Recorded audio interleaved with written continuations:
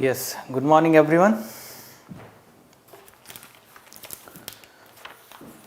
Okay, 14th December 2021, important articles we'll discuss today. First of all, we'll take overview of all these articles. Look at the first page. Inflation spikes to 4.91% in November. It is talking about the retail inflation. Okay, and yes, in retail inflation, compared to last month, the inflation has increased to some extent. We'll try to find out the reasons behind this.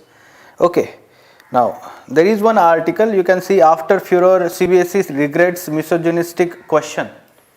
Right. So this particular question is, our article is talking about one reading comprehension paragraph in the 10th standard examination by CBSE. Okay, so it has been questioned and now CBSE has expressed its regrets and has taken down that particular question. Okay, so there can be such kind of ethics case study also, GS4 paper, what kind of issues involved here, so ethical issues and all, you should be aware about that. Okay, so briefly you should be knowing what is going on around you, and the UPSC asks such kind of case studies only in the examination. Okay, next. Now moving on to page number 6, editorial page, the lead article, Fathoming the New World Disorder.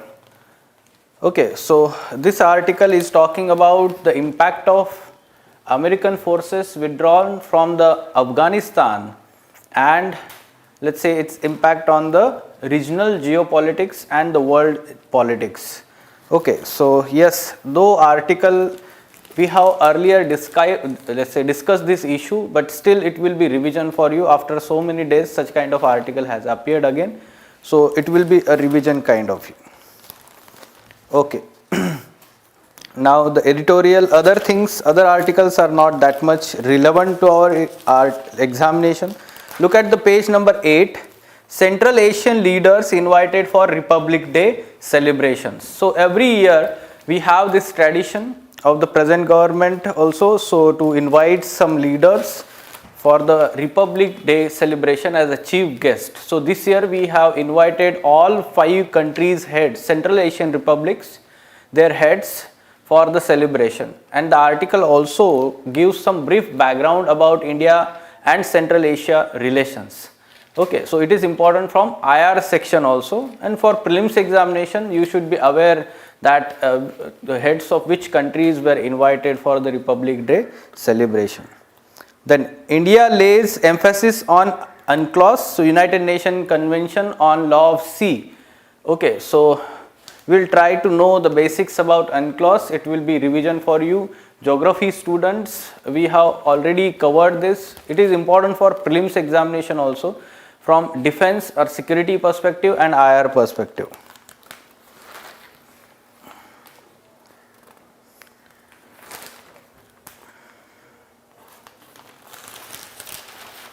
Okay, on page number 10, the supersonic missile assisted torpedo system tested by DRDO. Okay, so what is this particular defense system or the missile system that we have test fired?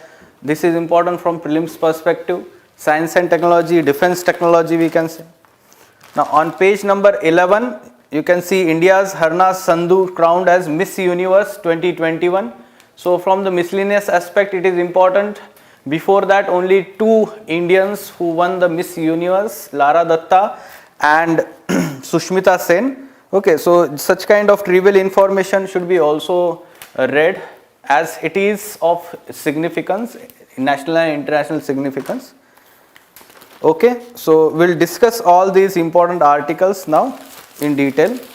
From text and context page, not that much relevant articles. So yes. First article, lead article on page number 6, it talks about fathoming the new world disorder.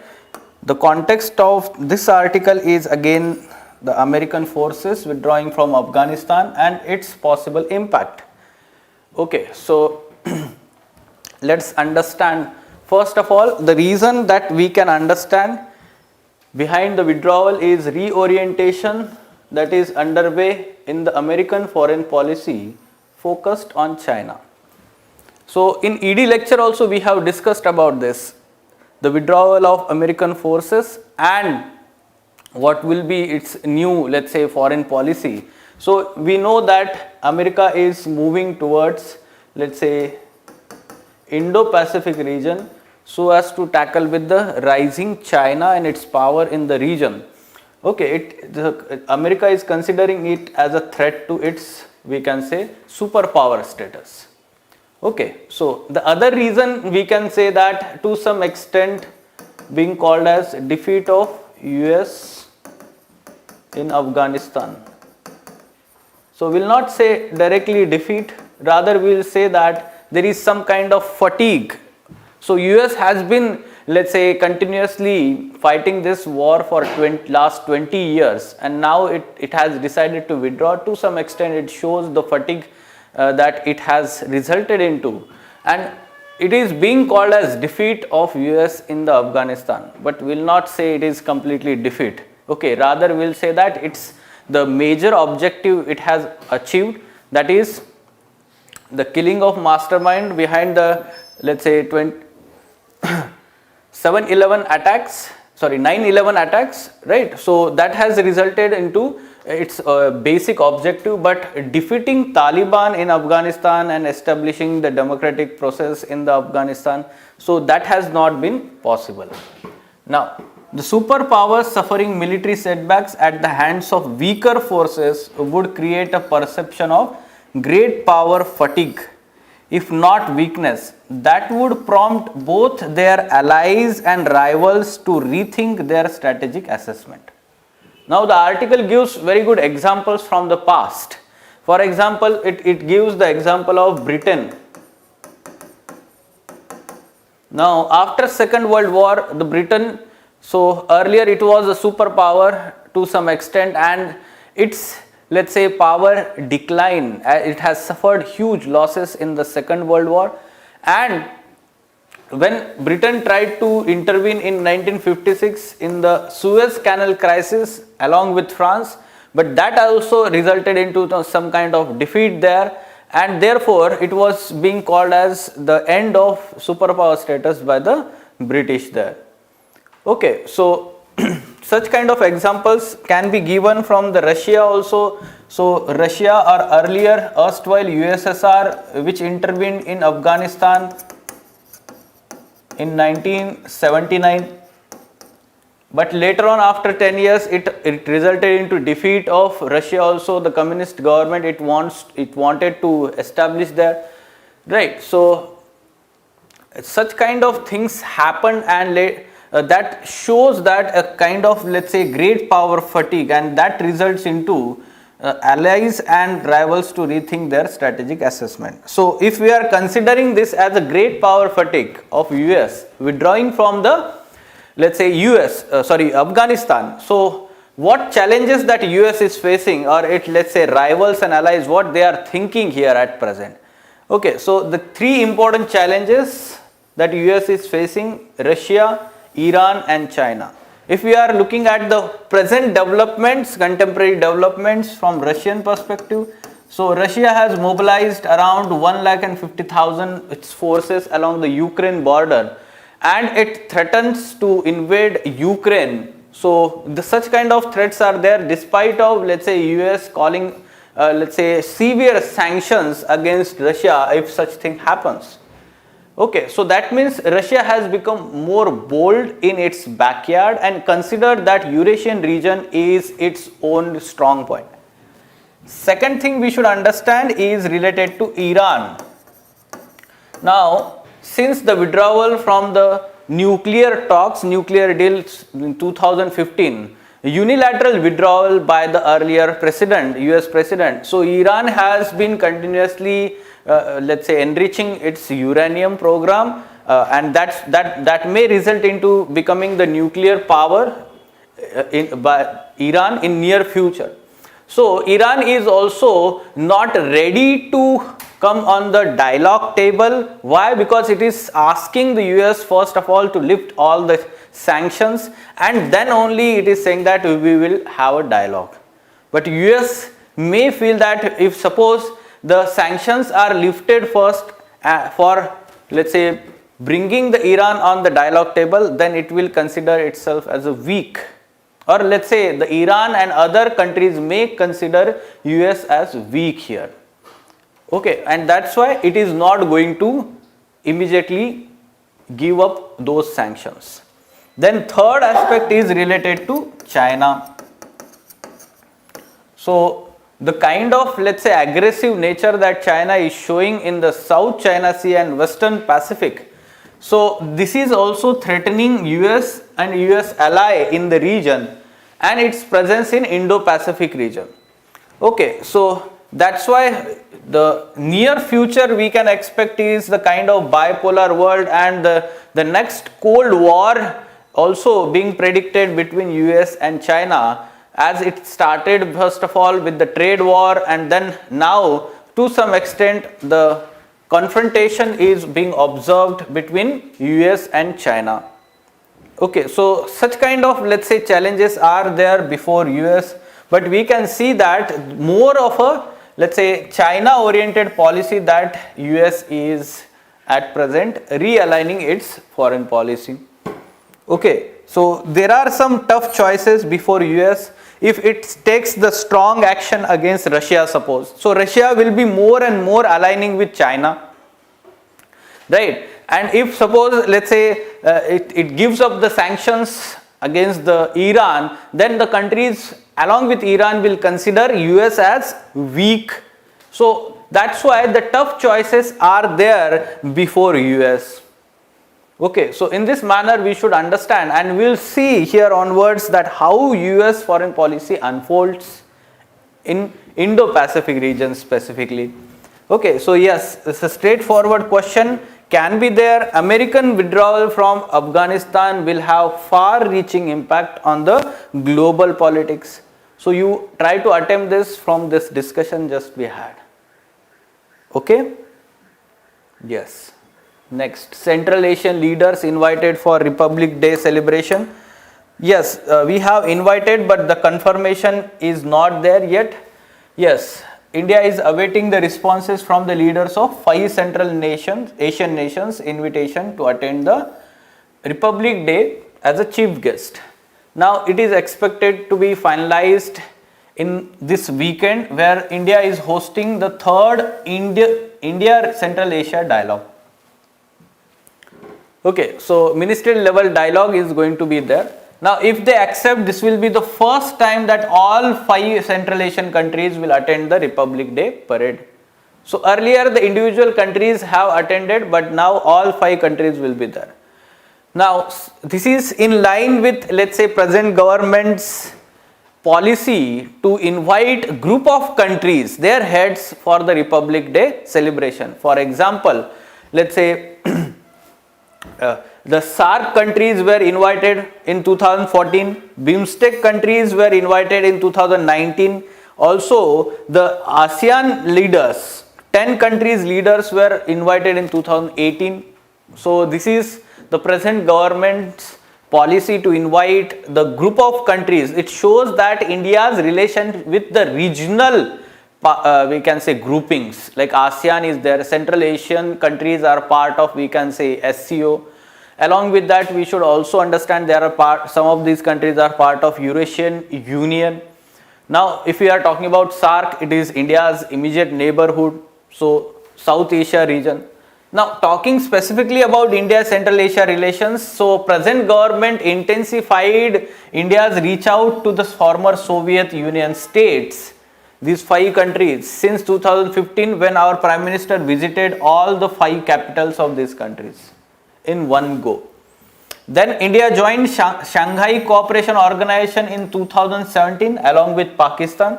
So let's say all Central Asian states except Turkmenistan are the members of this grouping. Then India Central Asia dialogue was launched in 2019, and in July this year Mr. Jaishankar attended Central Asia South Asia Connectivity Conference. These are the developments. Especially we want to have more and more connectivity with this region. Now maritime connectivity remains important. Why? Because the land connectivity is being obstructed by the Pakistan. So we are not able to reach out these Central Asian countries through Pakistan. That's why the projects like TAPI, so pipeline, so that pipeline we are not able to continue with that. So that's why we are trying to establish maritime connectivity through Chabar port in Iran and through north-south transport corridor. Okay, so these aspects in recent times, which are the areas of development in the Central Asia-India relationship, you should be aware about this.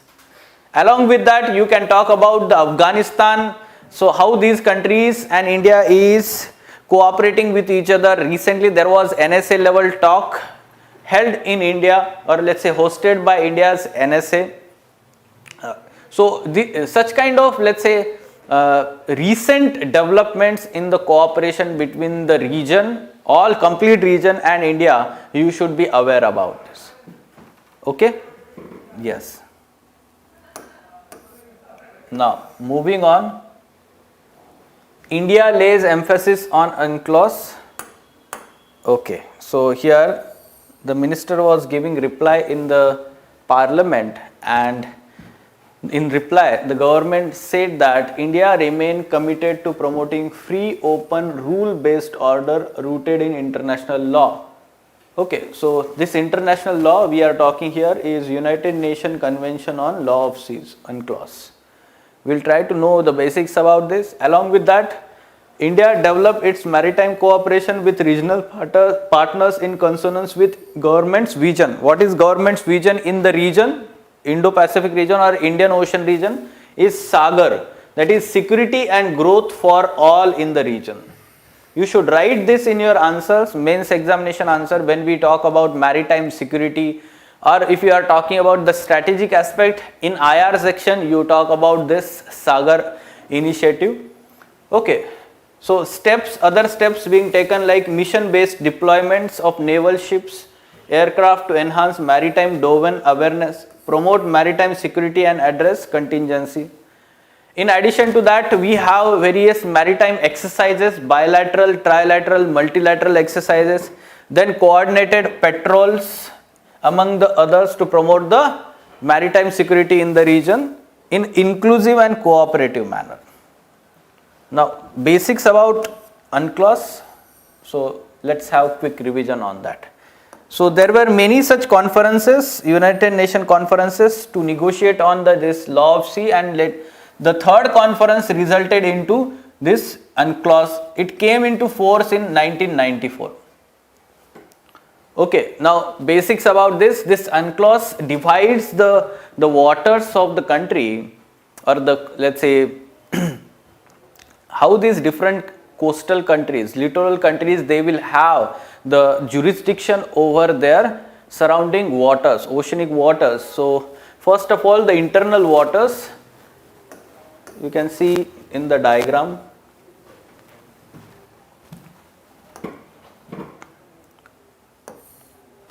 So this is the top view, this is the longitudinal or cross sectional view you can see. So yes, the internal waters are basically interior from the baseline, we are calling it. Baseline is all the points connected through the landward area. Okay, these points can be from the small islands near the mainland area. Okay, and the water which is there interior to the land, so that is called as internal water. Okay, then from this baseline to 12 nautical miles, you can see here up to this point, this is called as territorial waters, 12 nautical miles or 22 kilometers. In these waters there are sovereign rights of the country over those waters. All the naval ships, or let's say the ships of other countries, they require the absolute permission of that country to enter into those waters. Okay, so the overall jurisdiction, you should be aware about that. Now Further 12 nautical miles from the territorial water, contiguous zone is there.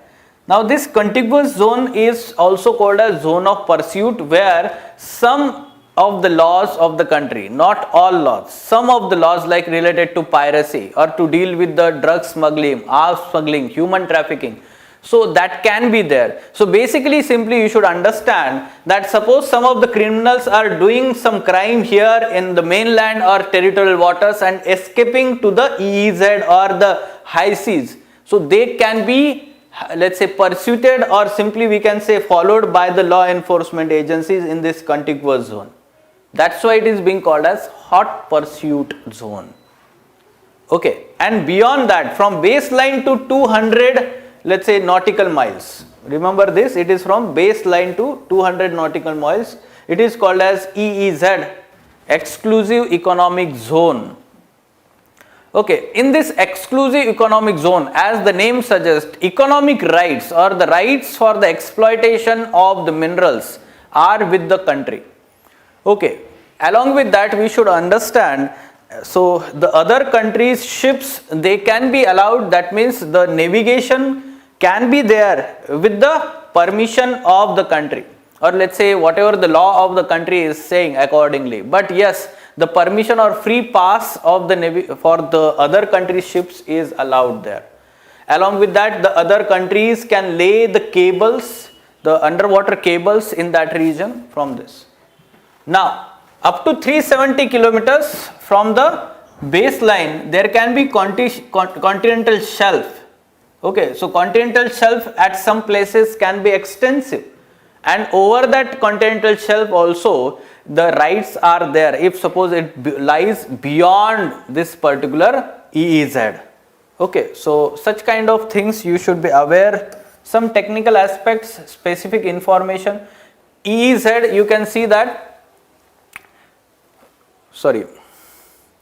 yes, the coastal nation has sole exploitation rights over all natural resources. Foreign nations have freedom of navigation and overflight subject to regulation by coastal state. Foreign state may also lay submarine pipes and cables there in EEZ. Okay, and continental shelf is basically the continental margins, outer edge or beyond 200 nautical miles from the coastal baseline, whichever is greater. Okay, so in this manner we should understand the continental shelf also. That beyond the continental shelf or EEZ, there is concept called as high seas or the area. Now in these high seas, there is no sovereign right of any particular one country. That will be called as global common. They will be called as global common, and to regulate the exploitation of resources in that region, the convention establishes this International Seabed Authority. Now this year in prelims examination there was one question talking about this, and there was a different agency mentioned there. International Seabed Authority is responsible for giving the authority to exploit the resources of high seas or global commons. Okay, so you should remember that International Seabed Authority. Along with that, the landlocked states are given the right to access to and from the sea without taxation on traffic through the transit states. For example, the Nepal, Bhutan, they are landlocked states, right? So they have some kind of access to the Indian Ocean region from Bay of Bengal also, right? So Indian ports in, let's say, like Kolkata or Bangladesh ports like Dhaka, they have some kind of access, and there will be, let's say, access through the land route to these landlocked countries. Okay, so yes, this is the basic information. Now, supersonic missile assisted torpedo system launched successfully, DRDO. Now this is developed by DRDO, and this is the system is next generation missile based standoff torpedo delivery system. During the mission, full-fledged range capability of the missile was successfully demonstrated. The system is designed to enhance anti-submarine warfare capability far beyond the conventional range of torpedo. Okay, so it is kind of missile system, just remember like this, and this is supersonic missile assisted torpedo system. Now, the canister-based missile system consists of advanced technologies like two-stage solid propulsion and electromechanical actuators and precision inertial. This is not required to be remembered. UPSC is not asking such kind of trivial information about defense technology nowadays. Okay, so just remember that the developments in the defense technologies, what are these developments? Fine? Okay.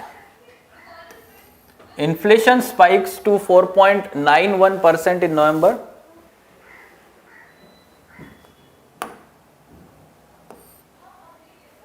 Okay, so India's retail inflation hardened for the second month in a row in November, touching 4.91% from 4.48%. So last month it was less, this month it has increased. Okay, so in this manner we should understand this. Along with that, why it has increased? The transport and communication inflation, though it is in, let's say, to some extent decreased marginally from 10.9% to 10.02%, despite of tax cuts on petrol and diesel announced by the central government. So last month we have witnessed that there was tax cuts by the central government and after that state government also, but despite of that the fuel prices have been a constant, though they are not increased but marginal decrease is there. Now this suggests that the upward price pressure persists owing to the rise in input and commodity cost as reflected in the wholesale price inflation touching 5 months high of 12.5%. So this is reflected in retail inflation. Okay, so overall input cost has increased as there is no substantial decrease in the input cost and the overall commodity price has increased. That's why the retail inflation is higher. Fine. So in this manner you should understand the reason also. Now basics about CPI, every month we revise this as it should be very clear for you. So this is measuring the retail inflation on month-on-month basis is calculated, and simply you should understand that this is calculated from the last year same month. Okay, so it is compared with the previous month, but the calculation, the base is considered from the previous year. However, for the calculation of this CPI, the base year is considered as 2012. It is periodically updated from time to time. Okay. Now, the CPI for industrial workers. So, this CPI is calculated in 4 heads, different heads. It is compiled by different agencies also. Like first 3 are compiled by Labor Bureau in Ministry of Labor. So, which are these? Industrial workers, agriculture labor and rural labor. So, labor and worker related are compiled by Labor Bureau. Like this you can keep in mind. And the 4th one is CPI rural urban combined. So this is compiled by Central Statistic Organization under Ministry of Statistics. Okay, so this is different one, CSO. Along with that, the changes in prices at producer level are tracked by wholesale price index. Now this month's wholesale price index is yet to be released. On Wednesday the data will come, then again we will discuss that part. Okay, so remember the basics about CPI. India's Harna Sandhu crowned as Miss Universe. Just remember the name. She is from Punjab, 21-year-old. Earlier, the 2 such personalities who won the Miss Universe crown in 1994, first one to win Sushmita Sen and the second one to win Lara Datta in 2000. So after 21 years, we have won this Miss Universe crown. Harna Sindhu from Punjab.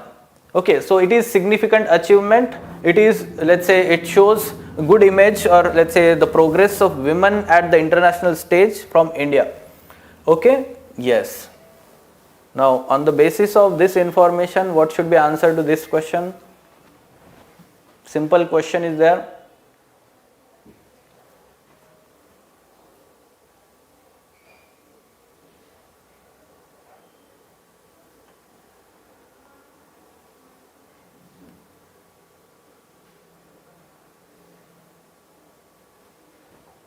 Yes. Which of the following index is not compiled by Labor Bureau?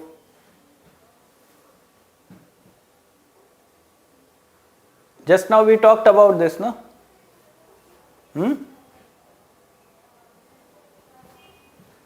Worker or labor related is done by Labor Bureau. So CPI industrial worker, agriculture labor, rural labor, so that is done by Labor Bureau. So question is not compiled, no? So CPI rural urban. So obviously the D is not compiled, so that's why it is correct answer. Yes? Understood? Okay, fine. So these are the important articles. Any question from your side?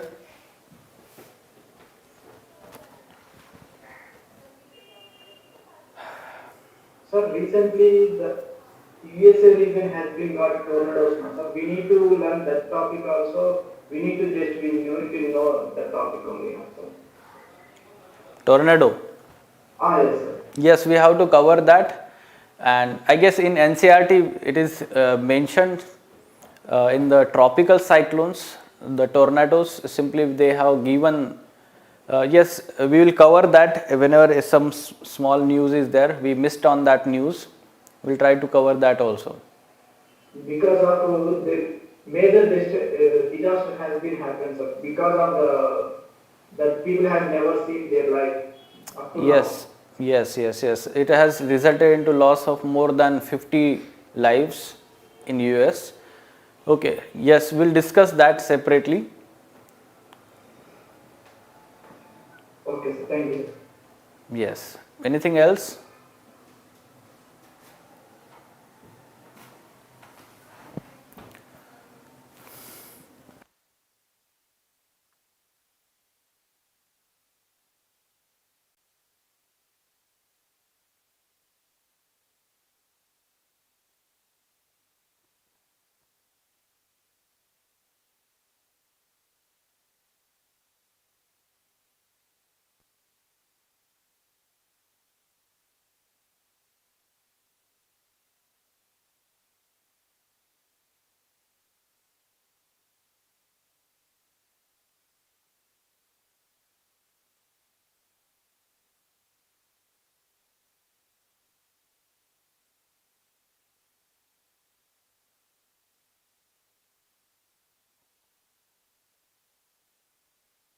Fine. Okay, let us stop then. Fine, we'll meet tomorrow at the same time. Thank you. Thank you, sir. Yes.